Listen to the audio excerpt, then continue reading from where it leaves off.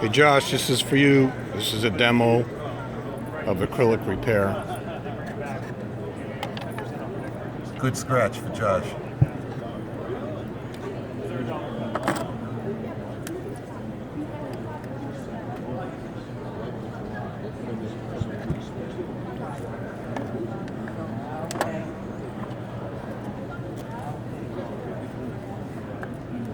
.800 grit peel and stick sandpaper.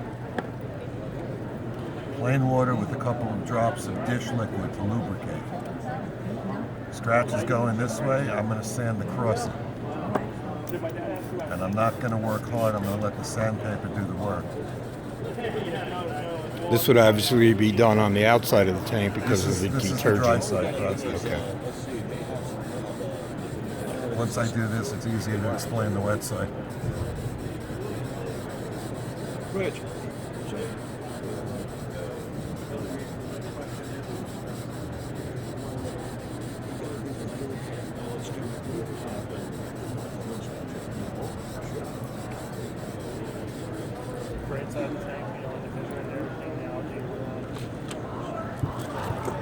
First step is the most important. You have to get it all out. If you don't, you'll see it when you're done.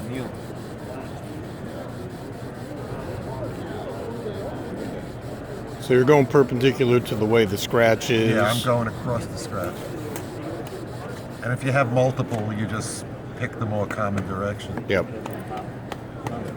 Yeah.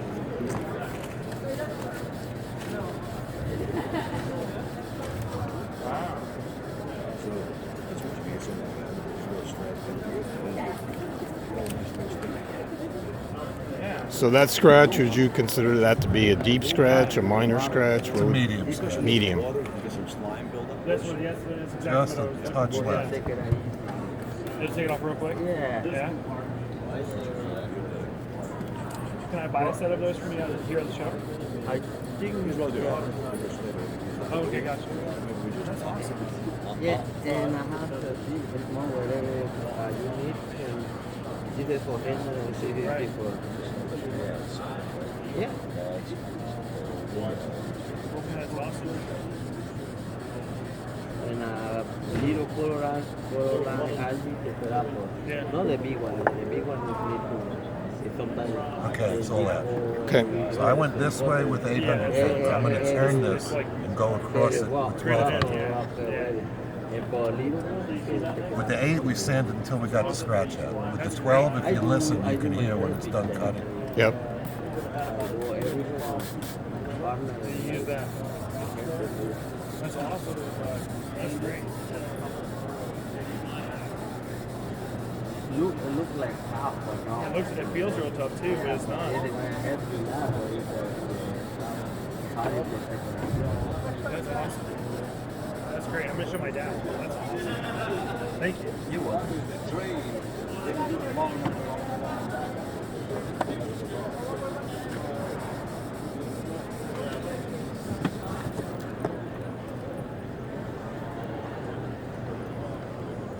All right, nice and smooth. Now we're going to switch to machine.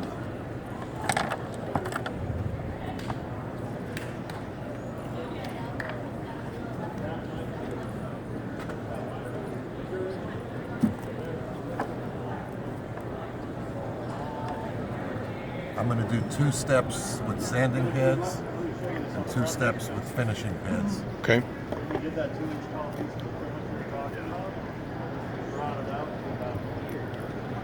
What you're allowed to do is drop this in the channel. For this, we use polish, very little bit of polish, and plain water, no soap when you use the polish.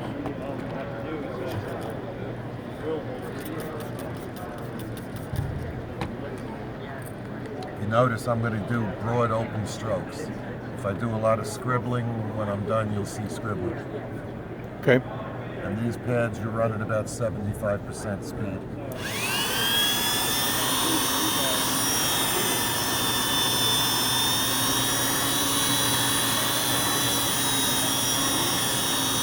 That's a variable speed tool.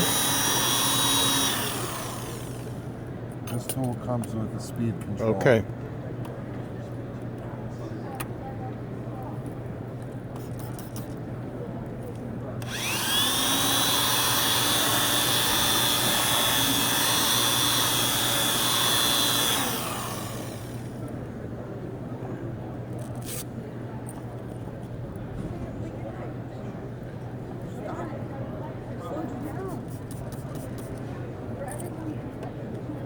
If I was doing a big area, I would have used 2 different pads rather than the sandpaper.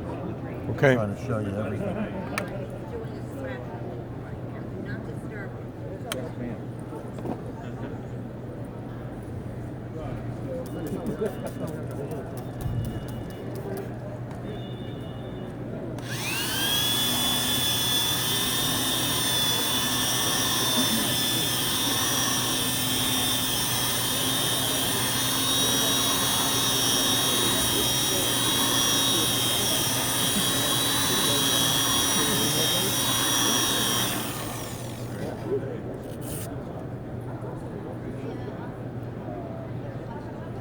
These different grit pads, or they're This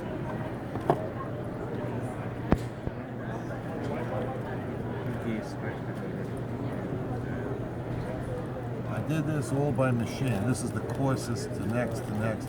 I probably would have used this pad, and then to the gold and to the white.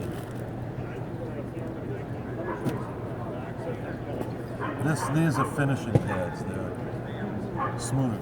okay. This you run about 90%.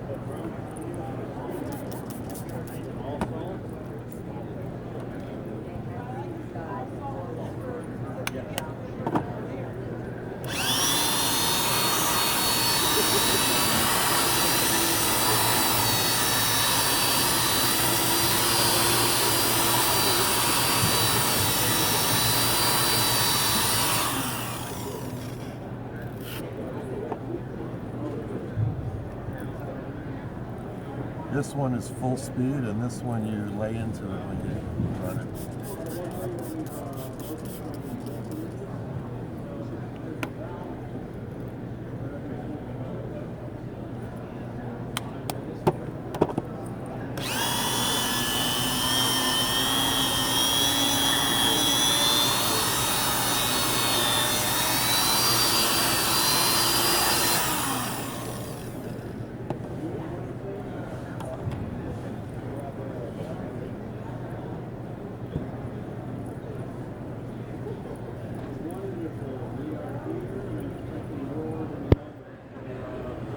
Very nice.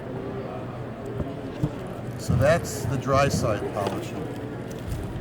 Underwater is a little different.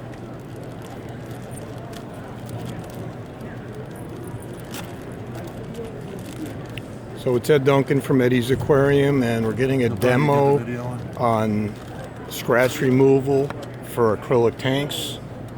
I'm here with Richard Goldberg. His company is Acrylic Clear and Aquarium Design. They have all kinds of products for acrylic repair. So underwater, we start most jobs in the middle, which is the gold pad you saw me use here. More often than not, this will get all the scratches out. If it doesn't, then you go back a step to a rougher pad. You go to the same white pad you saw me use. And because you can't use polish underwater, 3 micron, 2 micron, 1 micron.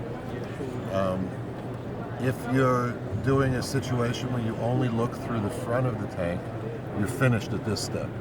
If you could see from the other side or from the end, you'll see the pad marks that you made, and then you take this step, which will remove that.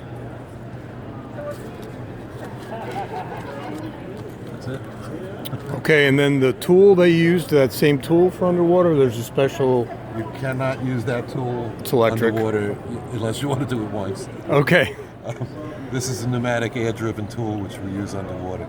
okay. If you look at the video here, or if you can even copy the video, you'll see that underwater polishing is easier because this will just adhere itself to the panel, and you can hold the air hose and steer it. You don't even have to touch the tool. almost does the work. So on you its need a own. compressor besides that, You need a compressor to run this. like you'd use for a nail gun? You have to have a minimum 30-gallon tank. If you use one of the little donuts, it won't keep up with you. Okay, It will so slow down and it'll give you 30-gallon a hard time. storage tank. 30-gallon storage. The compressor you set at 125 psi. When the tool's running, it runs at about 90. Okay. That's all, folks. That's it. Thanks, Richard.